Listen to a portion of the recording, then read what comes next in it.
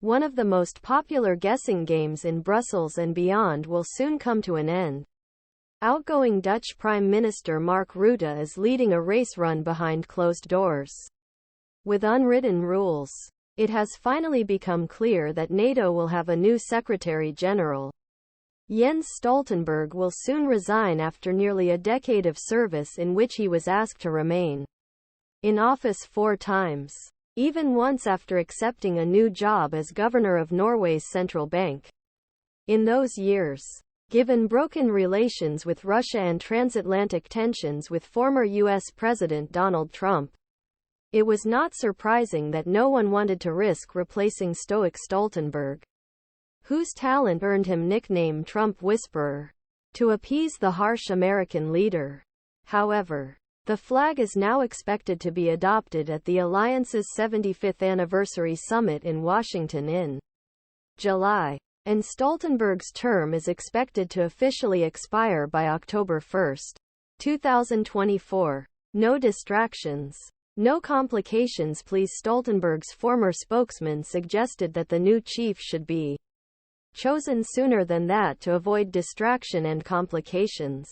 Oana Lungescu, herself longest-serving NATO spokesperson, stressed that it is really important to hold an election early enough and that this is disconnected from both the European Union elections in June 2024 and U.S. election campaign.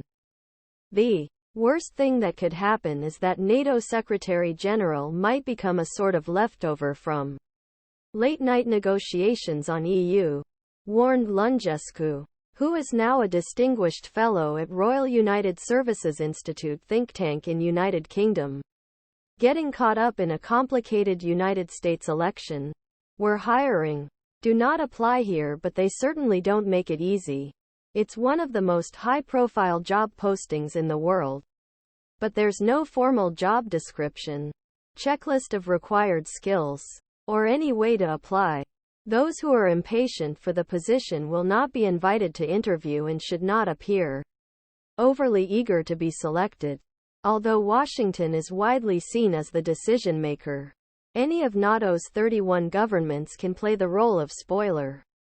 There's really a lot backroom diplomacy going on across Atlantic, said Ian Lesser, Brussels-based vice president of the German Marshall Fund United States, a think tank. Everything from paperclips to nuclear strategy is done by consensus.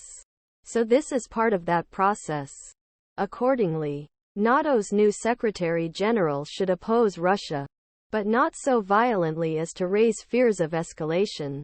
And he should be ready to defend the alliance's existence without further provoking those who oppose it. A new chief was considered for many years, and nice-to-have qualities were also mentioned, such as being from country with strong defense expenditures, or being from a southern or eastern ally for change after nearly 15 years of Scandinavian rule.